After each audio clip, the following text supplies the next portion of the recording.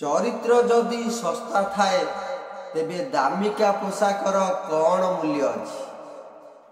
प्रतिज्ञा जदि सस्ता थाए तेबे मीठा मीठा कथार मूल्य कौन बा अछि। नमस्कार, जय जगन्नाथ। मोटुकु भाई आजिर निज भितर थिबा कष्ट को आउ काहाकू कही लाभ नाही। कहीं ना निज कष्ट केवल निज छड़ा आउ केई बुझी पारिबे ना। जीवन रे खुशी रे रहा पाई दुईटी शक्ति थिबा निहाती जरूरी। एक रे सहन शक्ति, द्वितीय रे बुझिबार शक्ति।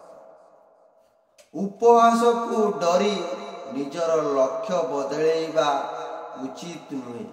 कहीं ना लक्ष्य हासिल परे उपहास करुथुबा लोक राय भी बदली जाए।